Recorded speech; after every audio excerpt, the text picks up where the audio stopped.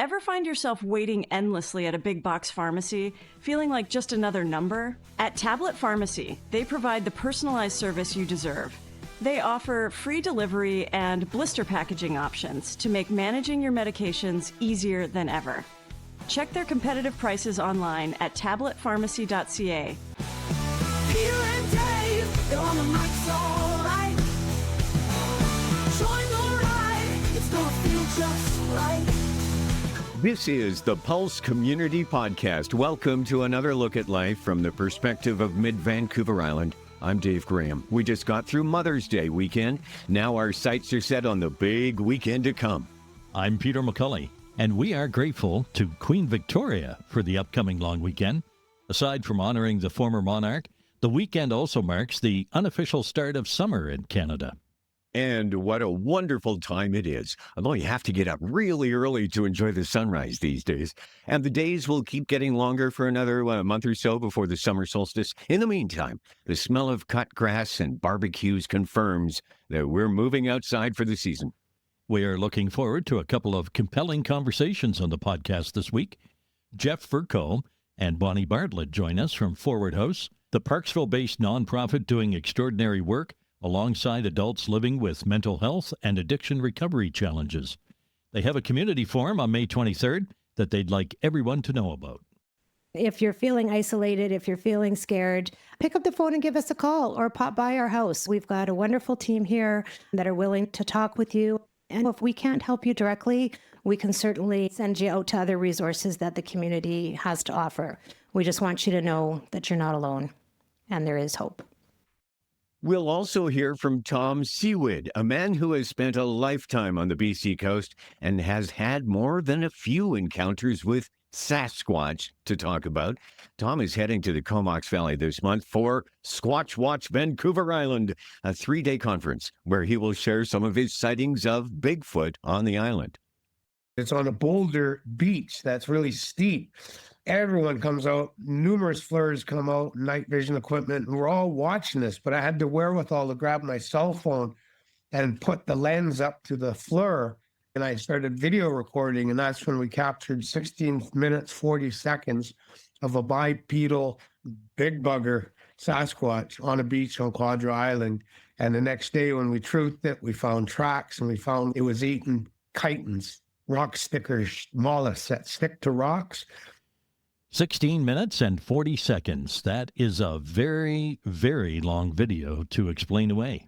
History tells us that many sightings of the paranormal can supposedly be explained away as either swamp gas or a guy in a suit. But I'm not sure about this one. It is intriguing. And I enjoy the fact that as advanced as we may think we are, this serves to remind us that there are still many things in life that remain unexplained. On an upcoming podcast, we'll talk with Ron Thorogood. He'll tell us about the Parksville Car and Bike Show that's planned for the community park in July. And we'll welcome Sean Thomas to talk about his new single. It's called Better. Sean is a singer, songwriter, producer, and actor. Sarah Ronald stops by on behalf of the Parksville Museum. She'll walk us through what's coming up, including their Storytellers Festival and music concert series. Oh, we have a full summer of stories to share. We're planning months in advance here, so stay tuned and keep us in the loop if you come across a person or a story you think we should be looking into. You'll find contact links on the Pulse Community website. You'll also find more information about upcoming giveaways, including the chance to win tickets to see April Wine, Beach Fest Rocks, and Blue Rodeo. Head to our website, thepulsecommunity.ca, or our Facebook or Instagram pages for links to enter the Great Canadian Bash ticket giveaway on right now. Good morning. Hi, is this Kelly Douglas? This is Kelly Douglas. Hey, Kelly, it's Peter McCulley calling from the Pulse Community Podcast. How are you today? I'm great. How are you? Good. I guess you know why I'm calling. I do know why you're calling. Dave Graham reached into the big draw drum and pulled out your name for an entry to win a couple of general admission passes for the Boots and Boats Festival in Nanoose. Thank you so much. That's so awesome. I'm so excited. It's the first one, right? They haven't had them here before. No, that's right. The Boots and Boats Festival has been happening up in the interior, but this is the first time it'll be on the island. Chris Buck of the Chris Buck Band is bringing it here. He's got the Heels, Chad Brownlee, Morgan Griffiths, and 18 others.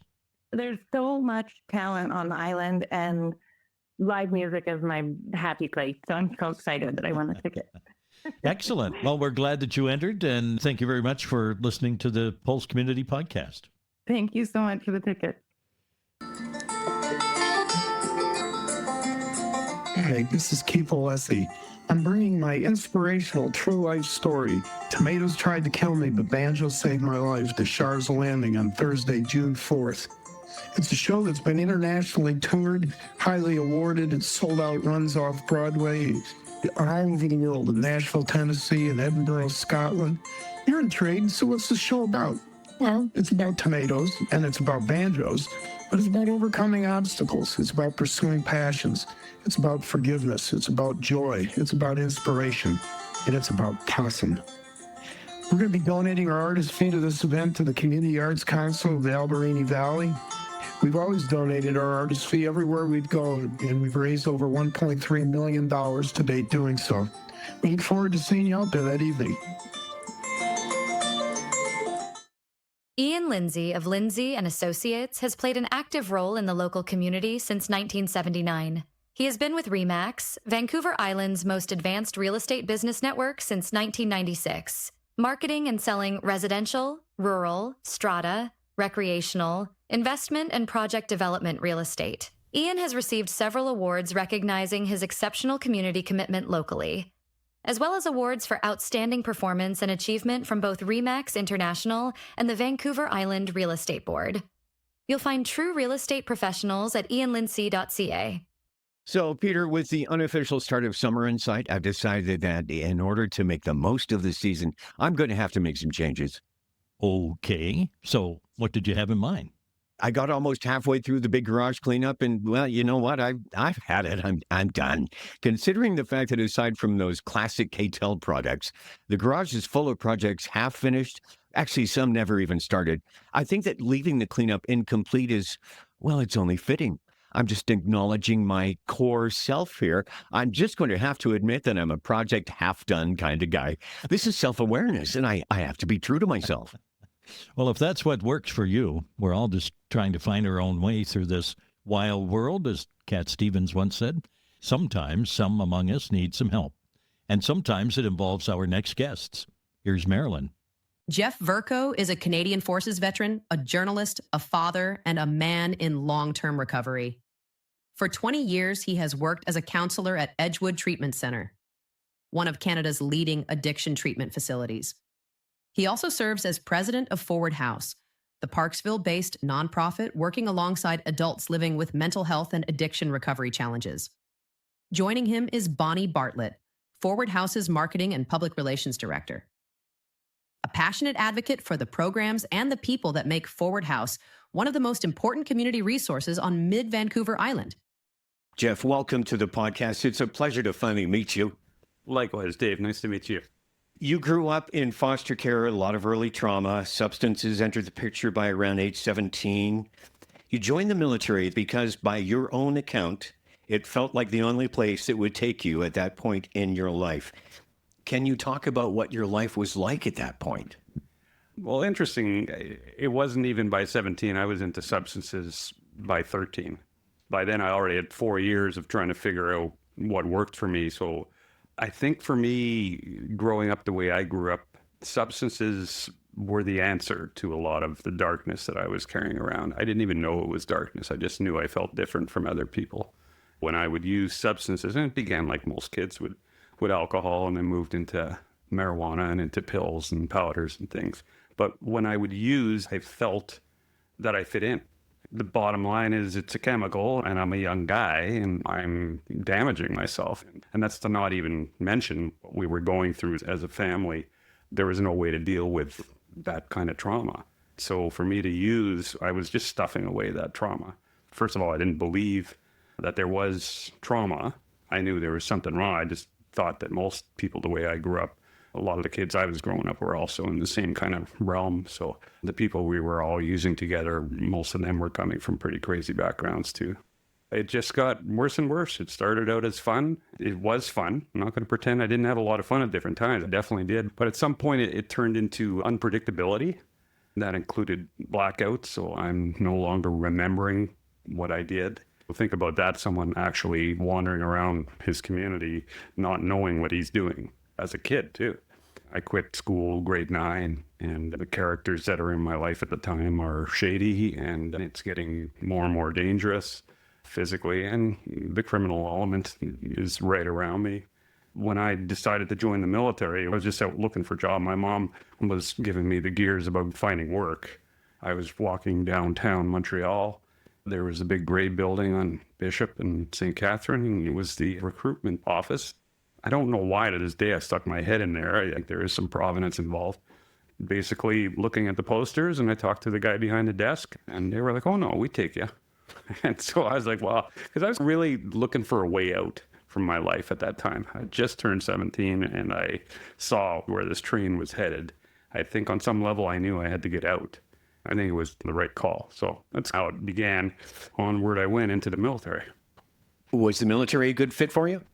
The military was a great fit for me because it was structured.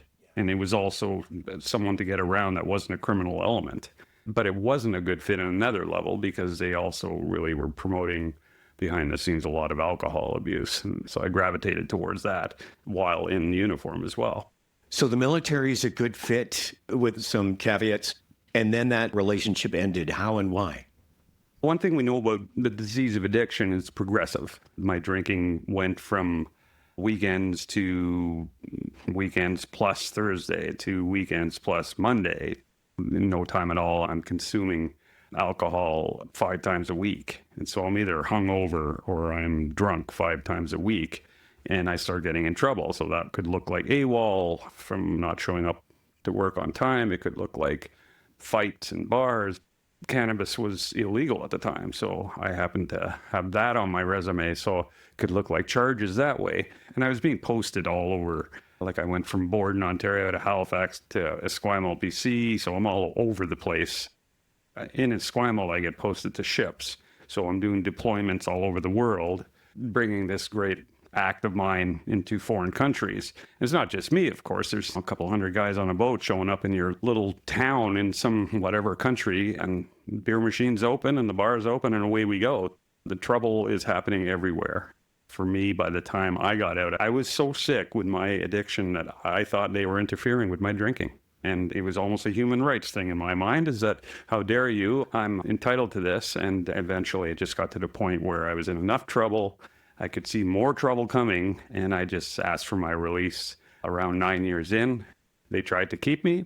I was adamant about it, and I ended up getting out in the summer of 85 and moved to Calgary. And thank you for your service. Did you hit bottom, and what was that like? Everybody's bottom is a little different. Mine definitely was enough to scare me. It gets pretty dark. When I got out, I lost my identity entirely. My comrades, my shipmates, everything. So I had no idea who I was. I'm now living in Calgary. My drinking and drugging picked up to the point that it got dark. Thoughts of self-harm and suicidal ideation are regular in my face. So towards the end, yes, it got super dark, and I was ready to end it. I wasn't looking to quit drinking. I was looking for a reason to stay alive. And so on the day I sobered up, I had screwed up enough with the person I was involved with at the time that I decided I was going to go to an AA meeting. I'd been to treatment before at 19, so I was already aware I had a problem. Now I'm 26, and I decided I'd go to AA. So when I rolled into an AA meeting on February 22nd, 86, and haven't had a drink since. Was it immediate recognition for you that this is a way out? Did it take some time for it to work for you? How did that process work? Yeah, good question. No, it took me 3 tries. So treatment at 19, I just thought that's very nice of you. That if there's ever a problem, I'll come see you, I'm sure. So I just blew them off, basically. And then when I went back 7 years later and everything they had told me had happened to me, they just gave me a wide berth and let me settle in. Then I had to get to a place where I understood that it wasn't just alcohol that I was into, and that addiction is way more than the substances we consume. So I had to knock off other substances as well. I changed my sobriety date to July 18th, 1988. So it took me 3 tries to get it. It's the old thing. If it walks like a duck and quacks like a duck, it's a duck. And they delivered it to me in a way that was funny, but also really poignant. And also, you start losing people, and you look at your own resume, and you look at the friends in your life, and you realize who's not here anymore and how they went down. And it's not prejudice about who gets it. If you have this illness, it's progressive, and it'll take you down. So now we're looking at decades of recovery, and you work in the industry. You're at Edgewood, one of the country's premier addiction treatment centers. What is it that keeps you that deeply engaged? I think large part of recovery to me has always been about giving back. It helps keep me on track to try and give a hand to the next person. Obviously, my military time taught me that service was really important to me. So when I sobered up and started using the 12-step model, but also a lot of therapy and a lot of mentorship, when I started understanding that I need to not just sit in my victimhood and actually move towards helping others get out of it as well. I don't make a boatload of money doing this, but it feels right inside. And I'm sure for you with the media, I did my time in the media as well. That also filled the hole, but there's nothing quite like seeing a family come together because somebody has faced their demons and are willing to do the work to become a better human and a more productive person, you know. Lastly, if I may, I'm wondering if you have some thoughts, perhaps words of advice, in terms of achieving or maintaining generally good mental health in a world that seems to be becoming more intense by the day. And it does for me as well as a media junkie and a guy who reads a lot and watches what's going on geopolitically. I think some of the principles of recovery have helped me a lot when it comes to navigating what we're going through today. And a lot of that is connection. It begins with looking people in the eyes and telling people how you're feeling. Not so much what you're thinking, although that becomes important too, but how do you feel? Like what's going on? And for a lot of us, there's fear or anxiety. So just being open to sharing with other people and learning how to listen and how to be authentic. To me, that's where it is. Seek out people that are safe to be around, and that maybe the old rules of the past of growing up of men don't cry or we don't show our emotions and whatnot. I think that's bunk. I think people are people, and what we're going through is really important to talk about how you're doing. Yeah. I see that here all the time at Forward House. Bonnie, it is a pleasure to meet you. I want to thank you for the tour you gave me of the Forward House facility earlier. And welcome to the podcast to you also. Thank you, Dave. It's a pleasure to have you here. Can you give people a general picture of just what happens in Forward House, please? It's a really exciting year for Forward House this year as we're celebrating our 25-year anniversary. So we've actually been a registered charitable organization serving the Parksville, Qualicum community for 25 years. We've been quietly providing steady service to those in our community that need it the most. Inside of our doors, you'll find various mental health and wellness supports. We've got mindfulness. We've got meditation. We've currently got a yoga class taking place as we speak. We host recovery groups in the evenings here. We've got advocacy workers who help our members find resources in the community. We provide educational opportunities. We've got programs that help build life skills for our folks. We've also got creative outlets. We offer music therapy. We offer expressive arts. So we've really got something here that anyone can find something that's going to capture their interest and help them stay connected. Simple, meaningful social activities, playing a game of cards, playing a game of crib, getting out for a recreational program. All of those activities here really help people feel connected and feel part of something special and know that they're not alone. As we were walking through this home prior to our conversation here, and you were talking about the kind of setting you want to have for people when they come in, that it's non-threatening, non-judgmental. Not sure you necessarily used all those words, but I got that sense. And a welcoming place that offers a home-like atmosphere. The word that came to me was sanctuary. I think people find this a safe place to be. How many people are we talking about? How many people you help and how many programs you offer, that kind of thing? I would have to say that we offer between 20 to 25 different programs that vary, as I mentioned earlier, throughout the week. We serve probably over 200 meals here every week, and those numbers might even be a little bit higher than that. For a lot of our folks, our meal program is maybe the only healthy meal that they'll have that day. So it's super important that we continue to provide those services, help them with food security, nutritional guidance. I would say we probably have over 100 registered members that benefit from our services each and every month. Is it a referral service? People get referred here? Great question. So referrals are not mandatory. We do work with some of our local ministries, and Island Health certainly do refer some members our way. But if anybody at all in the community is needing help, wanting to reach out and get some support, get involved, there is a bit of an admission process. It is important that we make sure that Forward House is the right fit for them and that they're the right fit for us. So there is a small application process, but referrals are not mandatory, and we encourage anybody who's feeling maybe a little isolated or any family members who are wanting to seek some help to give us a call at any time. Can you talk a little bit about the Families Care Program, what it's about, why it's so important? I grew up in that alcoholic home. So having an organization that offers hope and help and support to family members for me is very critical. My dad was an alcoholic. My mom played that good old, everything's fine, good old, quote, codependent role. I was a loved child. I had a wonderful family, but there was always that darkness when dad had gotten into the bottle. So the apple doesn't fall far from the tree. My son also struggles with addiction and has found recovery himself. And I think for parents and family members who have a loved one who struggle with mental health and or substance use recovery challenges, it is critical to know that it is not their fault.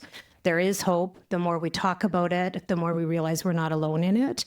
And so I am just delighted to know that Forward House offers those services to family members. The more people talk about it, the more education we can seek from one another really helps break stigma. And again, just know that we're all in this together. More than half your funding comes from Island Health. The rest relies on community support. And I'm wondering how that comes together for you at the end of the year. Are you making ends meet? I'm going to guess there's a bit of a struggle involved, as it is with most. We have for many years received core operational funding from Island Health. We're extremely grateful for the funding that we receive. We truly believe that it reflects the recognition of the importance of the work that Forward House does. But the reality is that a significant portion of our operating budget must be raised through community fundraising, grants, and donations. This reliance does place us closer to the edge than many people might expect. Like many nonprofits, we're facing increasing pressure from rising costs. Everything from utilities to food to program materials has gone up. Covering the staffing and the operational costs, we really have a very small portion left to deliver our programs. And without that, we are really faced with the real decision of either maybe scaling back programming, reducing our hours, or limiting the number of people we can serve, which would be a really tragic choice for us to have to make. And if that does happen, it's not just the services that are impacted, it's the people, it's the families, it's our community. So we really do rely and need as much community support as is available out there. The Forward Recovery Center opened on the Alberta Highway 2022, and I'm wondering if you can talk about the role that it plays. This is actually very timely. Last year, we were forced to make the decision to close our doors of our second facility there. It just was not feasible for us to continue to pay the monthly lease on it. But one thing we are super proud of is all of the programs and services, which were basically our recovery program and some of our clinical programming, we were able to get creative and move our programming into our humble little home here on Hearst Avenue. So we're super proud to still be able to run those services. But the reality is funding was a major decision in not being able to maintain that location. Jeff, the shocking tragedy at Tumbler Ridge brought mental health back to many a conversation. I'm wondering, from your perspective, what does that kind of event do to communities, and what do people need to hear right now to find some comfort?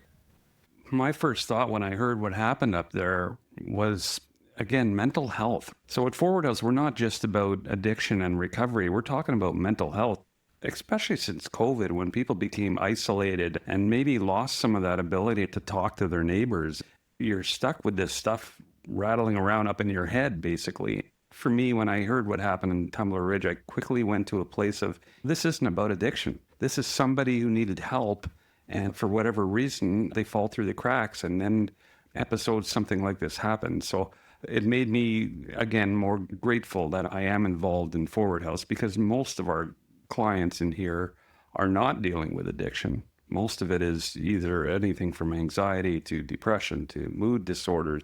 There's so many different elements involved. Some of the solutions are still the same, so the programs we're offering can really help them. But again, like you noticed coming in, the family aspect of this house and just that whole sanctuary of coming into a safe place where I can be a little different than the next person. We don't let people fall through the cracks here. We're going to make sure that you get to be part of this and that we get to know you and you learn how to work with your people and your peers in the community. So I think it's really important that we separate sometimes the different types of mental health issues that are out there. Not everybody with a mental health issue has an addiction issue. They may, but it's not necessary. Bonnie, we're going to talk about the May 23rd Public Education Forum you have planned for Knox United. What's the vision for the evening, and is there any particular reason why this is happening now? I'm excited to share some information about that. Part of our mandate at Forward House is to provide education, not only to our members we serve and to family members, but to our community at large. We thought celebrating our 25th anniversary was a wonderful opportunity to host an interactive community forum at Knox United Church. So everyone is invited to attend. This is community driven. We want you to come, engage with others. We're going to have an interactive panel along with one of BC's top addiction medicine psychiatrists, Dr. Ian King, will be doing a presentation. Our panel consists of Elizabeth Driver, who is the MHSU Oceanside manager right now. She's going to talk a little bit about what's going on in our home community, talk a little bit about the proposed treatment center that's in the works here. We've got Laura Snazel talking about the family dynamic. We've got our own Angela Smith talking about mental health and resiliency. And we've got Jeff, who is also the president of our board of directors, who's going to talk a little bit about lived experience and just share some hope with the community that there is hope out there. It's actually an afternoon event. So you're right, Dave, it is on May 23rd. It is from 1 p.m. till 3 p.m. It is a bit of a fundraising effort for us. So we do have a suggested donation of $10. But we will not turn anyone away. We've got lots of complimentary seating. We want to make this completely barrier-free and just make sure that we help to get the word out there and just to get our community on board and educated and, see if we can't bring people together, because we know the more we talk about things, the better off everyone is. If someone happens to be listening in and they feel they are struggling with whatever it may be, do you have some words of advice? We want you to know that there is hope, that help is available. It's okay to ask for help, and we're here to support you through that.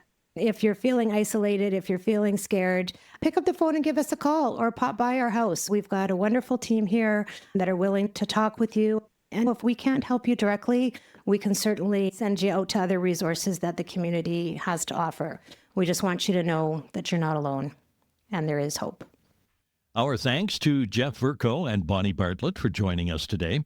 Their community forum is May 23rd. Details in the show notes. And if you or someone you know is struggling, please reach out. As Jeff said, you are not alone and there is hope. Again, it's important we talk about it. Conversations about mental health should be no different from conversations about any other aspect of our wellness. The Pulse Community Podcast is available on Apple, Amazon, iHeart, Spotify, the TikTok, and YouTube. We're also on Facebook and Instagram. You'll find all our podcasts on our website, also events listings, Vancouver Island webcam links, and contests at thepulsecommunity.ca. When families are supported, our whole community thrives. That's why SOS launched For Our Families, a campaign dedicated to keeping essential and enriching SOS child, youth, and family programs open, accessible, and vibrant. You can make a donation through the SOS website, and you can help by teeing off at the first ever SOS For Our Community Golf Tournament, June 6th at Morning Star Golf Club. For just $180 per person, enjoy the driving range, 18 holes of golf, a golf cart, buffet dinner, on-course challenges, the chance to win a brand new vehicle from Parksville Chrysler, and other great prizes. Bid on great local items in the silent auction. Support local children and youth. Strengthen local families. Learn more at sosd69.com. Ever find yourself waiting endlessly at a big box pharmacy, feeling like just another number? There's a better way.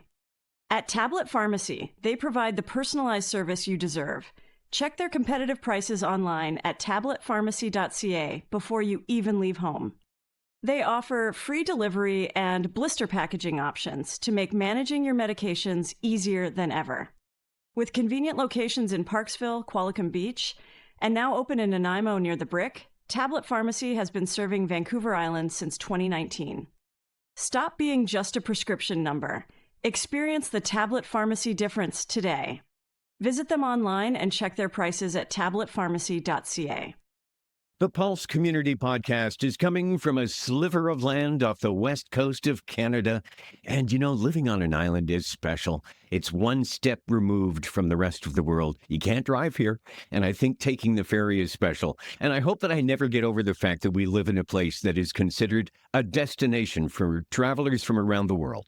It never gets old. Right now, there are people on the ferries who are practically jumping up and down with excitement. At the same time, there are people who live here who drive past the same spectacular sights every day without ever taking a second look. And there will be some folks coming here soon, bringing stories and supporting evidence of something else that has people excited, something that may be wandering our forests and beaches at night. Here's Marilyn. Thomas Sewid grew up in Alert Bay and attended high school in Qualicum Beach. Decades spent as a hunting guide and commercial fisherman along the BC coast gave Tom something few investigators can claim: a lifetime of direct encounters with Sasquatch. Now based in Washington State, Tom runs Sasquatch Island, leads guided expeditions, and is one of the most in-demand speakers on the Sasquatch conference circuit. He's heading to the Comox Valley this month for Squatch Watch Vancouver Island 2026. Thanks for joining us on the podcast today, Tom. Thank you for inviting me on. On the podcast, we've had the opportunity to chat with Shannon Sin of Victoria, who's written about Bigfoot on the island. We've also had one of your old high school chums, Chris Berger, who talked to us about he and his friends seeing a Bigfoot in the Coombs area when they were teenagers. Were you one of those teenagers? I didn't participate in the sighting, but I went up the next night and investigated. We did find some partial tracks where it was standing behind the bush. And back then I was pretty young, so I wasn't a well-honed bush tracker hunter like I am now. But it's something. That gravel pit was a party place for us, and a parking area to go with your girlfriend. But a buddy of mine, we were at a party one night there at the gravel pit on the opposite side. He was parked.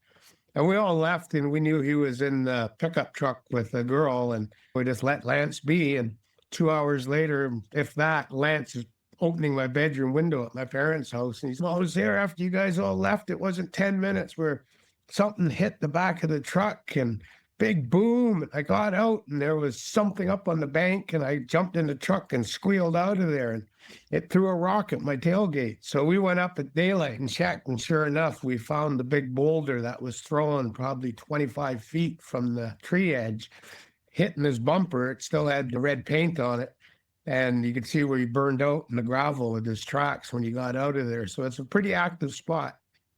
Now, could you tell us when you first encountered Bigfoot or Sasquatch? I heard about it as a kid when I was being raised in Alert Bay off the northeastern Vancouver Island. Half the island's Indian reserve, and the burial ground was filled with memorial totem poles with Chonachwa, the wild woman of the woods, the female Sasquatch, carved at the bottom, our highest ranked crest of the Kwakwakiwak and Lechwata First Nations. Going up to the ceremonial big house known as the Kuksi, we would watch and be taught how to do the dances, and you always saw the Sasquatch during the potlatch dances or even doing rehearsals. It wasn't until I was 11 or 12 driving up from Campbell River to Sewid with my father at night to pick his brother up off his commercial fish boat in Sewid. And as we were coming down the hill, what they call Big Tree Creek, there's a bridge there and a rest stop that's closed down because a woman got apparently killed by a Sasquatch in there about 6 years ago. But as we were coming down the hill, it makes a right turn just before the Atlantic salmon fish hatchery. And there's a guardrail there. The cement garbage can that was bear-proof back in the 70s is gone now. But as we're coming down the hill at night, the lights illuminated the garbage can and the guardrail. I thought it was a hippie sitting on the guardrail. All of a sudden, it put its left arm down and sprung and jumped to its left. And I could see the hair on its head, its shoulders, its under its arms. see its butt crack, see the hair on its legs, the sole of its feet as it just launched probably 5-6 feet off the ground with its feet and disappeared into the darkness of the bush, which leads down to the edge of the White River. And Dad's swerving away, and he's, holy, I think we just saw Bigfoot. I'm like, what was that? He goes, Bigfoot, Chonakla, Wild Woman of the Woods, Sasquatch. I always remember sliding over in the bench seat of his pickup truck. We never wore seatbelts, and sat beside Dad because I was so scared of that big Sasquatch we saw. And that was my first encounter. Now, you've spent many decades as a hunting guide living in bush, coastal BC, with numerous encounters during those years. Have you ever put a number on it? I just tell people I've been within 5-6 feet of a Sasquatch twice. At the store I manage here in Forks, Washington, we have a Sasquatch mannequin about 25 feet from my till. And I say I've been around them from here to that mannequin 6 times. And I've had them around me well over 30 times through my life, living and working and out in the coastal bush of British Columbia and elsewhere. Perhaps you could share a few of those stories for us? We had numerous encounters where we'd hear them, smell them, might see something, black shadow bolting through the bushes. It wasn't until, I guess, the early 90s when I was a captain of a commercial salmon seine boat, and me and my girlfriend and my 2 friends, which were deckhands, we went to the village island. We anchored out, put the skiff in the water, pulled a bunch of crab traps. Me and one crewman, Dean, were cooking crabs on a Coleman stove on the hatch covers on deck. Beautiful night, no wind, half moon out, no rain. The first week of October, all the beach woods all gray, sun-dried, and everything's lit up. You could see pretty good. And all of a sudden, we just heard this bang, bang, like something hitting the side of my trailer on the beach, some 150 yards away. So I'm like, I wonder what that was. Maybe my metal kerosene cans I left under the trailer. And I'm thinking, no, I was just in the garage last week in Campbell River, and I saw them. I removed them. Can't be that. What was that? And then you heard this whistling chirp, warble, lip smack, really deep toned and loud. We looked at the trailer, and in the moonlight, we just saw those 2 big vertical forms walking down the side of the trailer. The trailer is 8.5 feet tall. The biggest one was probably close to 8 feet, 7 foot something. It was big. So I went in the galley and I told my girlfriend, Jojo, I said, Jojo, I think we got a Sasquatch or 2 on the beach. So she's in there playing crib with my friend and crewman Trevor. Jojo and Trevor come on deck, and Trevor's got his smoke going. And all of a sudden you heard that warbling, whistling chirp again. And Trevor looked at me with his big eyes and big teeth and big nose. And what was that, Tom? I said, that was that hairy bugger you spooked last October behind the trailer. He flicked his half cigarette overboard, goes into the galley, opens the engine door, hear him go down the ladder, across the metal grates to the engine room, opens the steel bulkhead door to the forecastle crew sleeping quarters, and you hear it slam, and that was the last we saw of Trevor. And that night, for an hour and a half, we had the spotlight on 2 Sasquatches, and as soon as we hit them, one brought its arm up in front of its face in the grass, which was the female. She dropped on her knees in a fetal position with her butt pointing us, and you could see her eye reflecting under her right armpit. And the big male on the probably 5-foot high grasses and a few little spruce trees growing, you could see it, 1.5 eye, 2 eyes, 1 eye, as its arm was moving in front of its face. And it was looking at the spotlight for almost 25 minutes.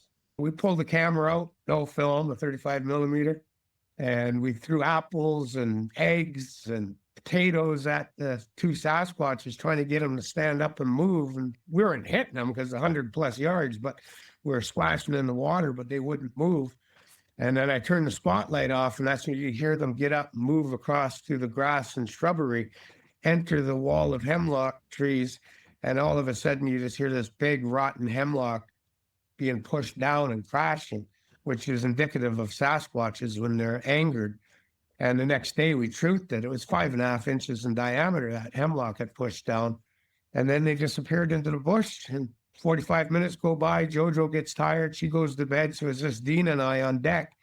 We witnessed it again, and it walked on the opposite side of the bay, which we were about 60 yards from, anchored out. At that one point where a I'm hiding behind half the galley door open. Dean, for looking at it, crouching on the beach, walking like really low crouch, almost like it was quadrupeding.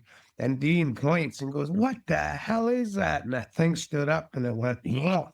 And you could see the hair in the moonlight hanging off its arms as it stood up, grabbed the spotlight and illuminated as it's just grabbing an alder tree and pulling itself off the beach into the bushes. And you could hear it just walking through the slough, crunching and sound like someone shaking a plastic tarp, because that's what slough sounds like. And it stops and it's whistle chirps. And then you hear a higher whistle chirp further in the forest. And you could hear the two Sasquatches, male and female, come together in the slough, turn, and walk due west into the backside of Nimquambies, my abandoned native village on Village Island. And it has houses collapsing, wild fruit trees.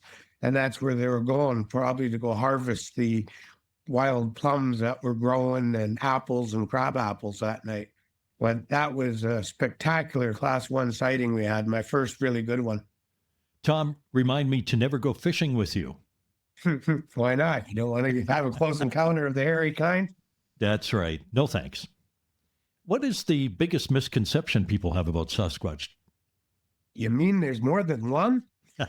I hear that constantly. I just roll my eyes and it just adds faith and credence that we hairless bipedals are the dumbest critter on this planet. You need thousands to keep a species going. So there's what I guesstimate well over 100,000 throughout North America, aka Sasquatch Island.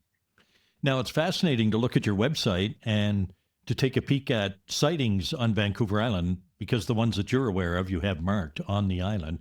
What is the most Sasquatch active spot on the island without giving away your secret locations?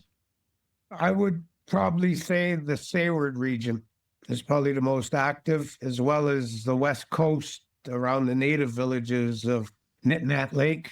And then, of course, Tofino, man, that just comes on like Donkey Kong from time to time. It's always the same thing. Shellfish beaches are up by the graveyard. They hear and see them. Now, you studied with the late Dr. John Bindernagel, who was based in the Comox Valley, and the two of you investigated together for over 25 years. Is there anything that you learned from John that you carry with you into every investigation of every story still to this day? When in doubt, throw it out. As he would say, the supernatural aspects supposed of Sasquatch, the cloaking, mind-speaking, portal turning, UFO flying, mind-speaking Sasquatch. He would always, Tom, we got to dwell on finding conclusive proof of the existence of Sasquatch. Then we can dwell on the other aspects that it may or may not have. We have to take a scientific approach to getting conclusive proof of the existence of Sasquatch. If you think a report is BS, then walk away from it. Tom, you're going to be one of the speakers at Squatch Watch this year. And interestingly, one of the other speakers at that conference is Terry James, who wrote a biography of Dr. Bindernagel called Sasquatch Discovered. So this is a bit of a homecoming of sorts for you. Actually, it's more of a reunion because 5 years ago, I hosted BinderCon, the memorial Sasquatch conference for the late Dr. John Bindernagel. His son Chris spoke. Half the lineup that was there are going to be at the Squatch Fest, which is really good because we're pretty much some of the, I guess you could say we're the top of the pyramid for the British Columbia investigators. John had so much to offer. Like even when I do the Sasquatch Island investigations where people pay to come out with me, I make a point to bring them to where Dr. John Bindernagel lived and walked. Tell him about the hours that him and I would just sit there and chatter like Sasquatches about Sasquatch. And we went on a path of understanding and learning that we both evolved, where when we started in the early 90s after that great sighting I had on my commercial fish boats. I just went and seen him the following week, and that's when we met each other. We both believed it was a branch of Gigantopithecus blacki, supposed extinct Asian great gorilla that possibly came over in the Bering Land Bridge. Just before he died, I went and seen him, and I'm like, John, I just had another really close encounter with a Sasquatch. I was hiding in a pile of alder leaves building these cabins on our 250-acre island, Compton. He goes, oh, yeah, I remember the island. I said, we're building the cabins, and they were stealing our garlic and apples and with an opposable thumb, twisting the wire off our aluminum food box outside. So I knew it was Sasquatch. I'd actually seen a juvenile one a few days before, but I'd had enough. So I crawled out before dark out of one of the cabins we'd built, left my cousin in there, and I crawled through these piles of leaves and branches and tree pieces on my belly with my gun. I got to the entrance to the trail into the interior of the island behind our cabin, some 30 feet. And there's that big waiting pile of alder leaves I created about 6 feet tall. And I wiggled in it, lied down against a tree with just my eyes showing, my head all covered in leaves, my gun in my chest. And just before dark, I could see that lanky teenage Sasquatch coming down the alder line and hemlocks, looking at the back of my camp and the cabins and all the stuff we had out there. And he grabs this alder tree with his left hand, and he steps down 5 feet with his right leg, and he's looking at the back of the cabin where me and my cousin are supposedly supposed to be in. And as he's looking at the cabin and he's in the middle of the trail, I come shooting out of the leaves.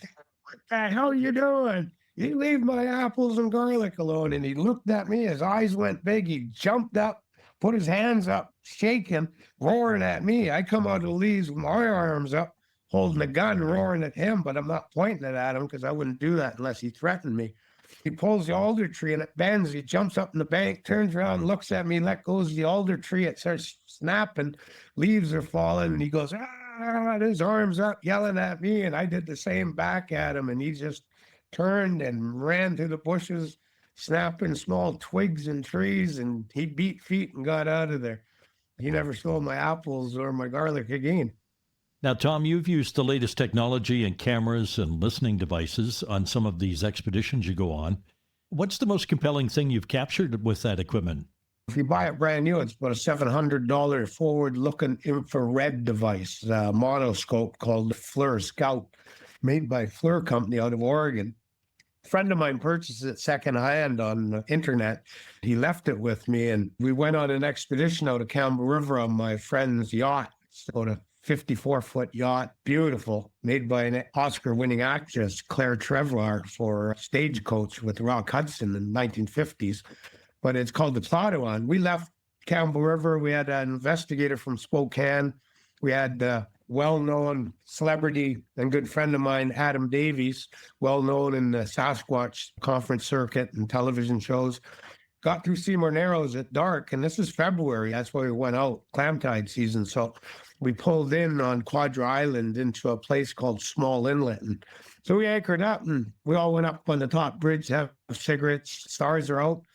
And I look at Adam Davies, and I said, you've been all over the world. I said, do a roar like a Sasquatch or a Yeti. And he goes, I'll actually do a roar like a Congo mountain gorilla, but I won't finish it like they do because they pee on themselves after they roar. And he launches in his lungs full of air, and he just roars. Something roared from the hill on the other side of the bay from us. And we're all like, holy, you got an answer. It's a Sasquatch for sure. I could tell by the sound. We didn't see anything with the FLIRs that night or hear anything else. And the next morning we went to the beach, and lo and behold, there's piles of broken cockle shells, the type of shellfish that Sasquatch really likes to eat. And I said, well, that's it. We got to stick around another night and clam dig just before dark tonight, and into the dark, we'll clam dig it. We did, and we found tracks on the beach of Sasquatch. We got our shellfish. We went back to the boat. We had a big feed. Adam's on the back deck having a cigarette, and he opens the door. He goes, Tom, you better come out here and look at this. And he gives me my scope, and I look, and there's a big heat signature on the half-tide rising. The shellfish beds are now covered, but it's on a boulder beach that's really steep. Everyone comes out, numerous FLIRs come out, night vision equipment, and we're all watching this, but I had the wherewithal to grab my cell phone and put the lens up to the FLIR, and I started video recording, and that's when we captured 16 minutes, 40 seconds of a bipedal big bugger Sasquatch on a beach on Quadra Island. And the next day when we truthed it, we found tracks, and we found it was eating chitons, rock stickers, mollusks that stick to rocks, because where it was that evening There was no big ones the size of loonies or toonies. They were all the size of your pinky nail. So it eaten all of the big limpets that were on the rock, smashing it with another rock and then peeling them off and eating them. I'm not going camping on Quadra Island with you anytime soon either. Oh, there's a few on Quadra Island. Tom, I'm looking forward to seeing you at Squatch Watch. I wanted to ask you before we leave the one question that nobody ever asks you but should. What would that be? Boy, so many questions. When they come to the store that I manage here in Forks, Washington, the largest Sasquatch store and museum, SasquatchTheLegend.com, they'll go, but what are they? And that's when I look at them and I make them turn whiter. I go, they are the indigenous people in North America, the Indians, Adam and Eve. That is what Ikagekame, the creator, created the perfect human. It was big. It was nocturnal vision. It was covered in hair. It had dark black skin. One of the ancestors chipped rocks and made spark and started to use fire. And the Sasquatches, I've learned through numerous Indian tribes, shamans have taught me they have laws, very strict laws. They don't use fire. They don't use tool. Tool will evolve to weapon, as we know. And then you get greed, envy, hate, animosity, lashing out at one another with anger, and eventually you get warfare till you evolve to where they had to leave the Sasquatch clans and evolve to become what we are, hairless bipedals with no nocturnal vision. When I tell people, we are the humans of the day. That's what we evolved to become. Sasquatches are humans of the night. And that's why if you want to see a Sasquatch and you live at the urban edge and there's a forest behind you, maybe take a picture of your compost bin before you close the lid. Take a look in your greenhouse. Don't lock the door. Take a look in your outbuilding with your poultry or your animal food or your pet food or freezer with your fish and game and other meats, and then your fruit trees in your gardens. And then when you start realizing, Tom's right, I'm then noticing my tomatoes I put on the windowsill of my greenhouse, sometimes a third of them are gone. And what are those big impressions behind my compost in my shed?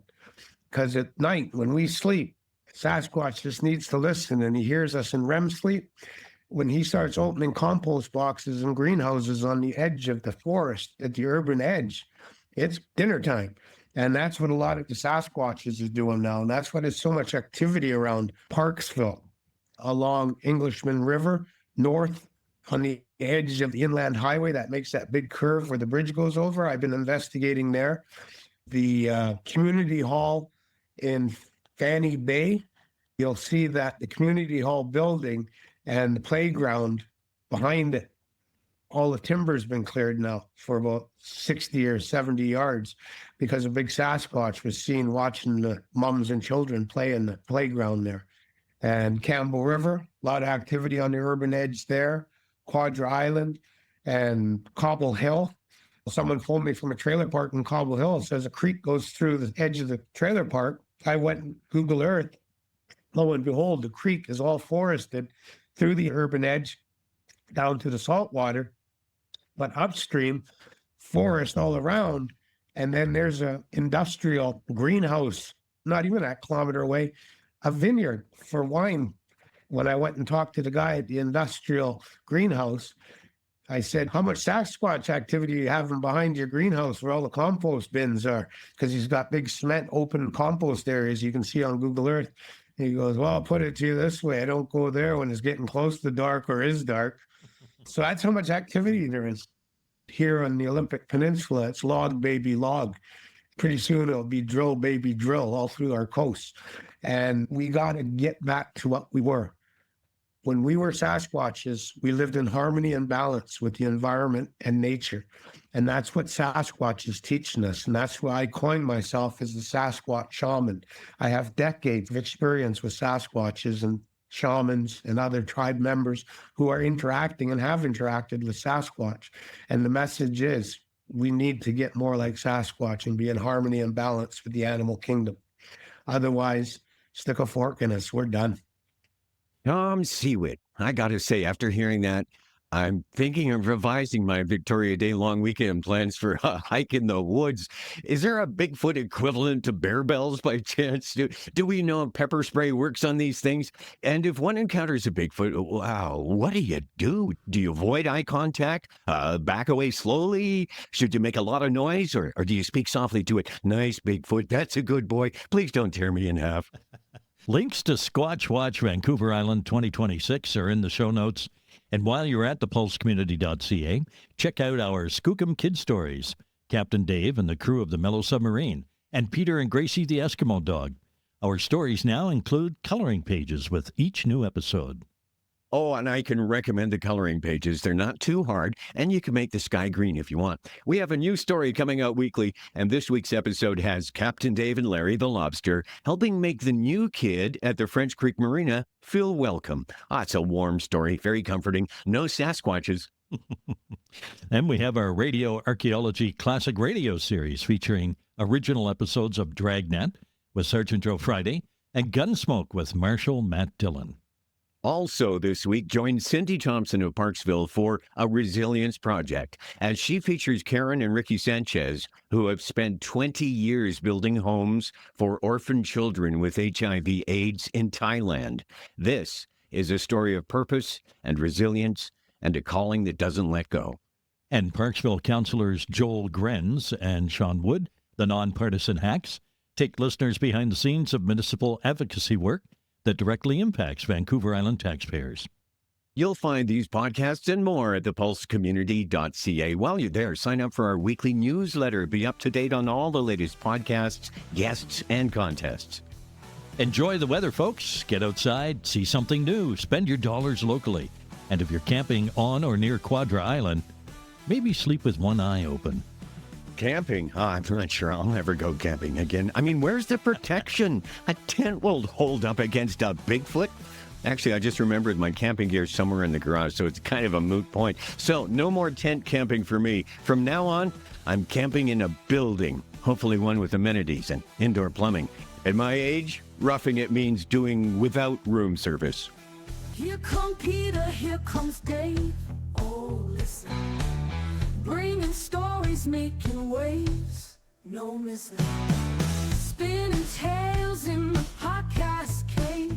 So sweet. Laughs and insights everywhere. What a treat. Peter and Dave, they're on the mics all right.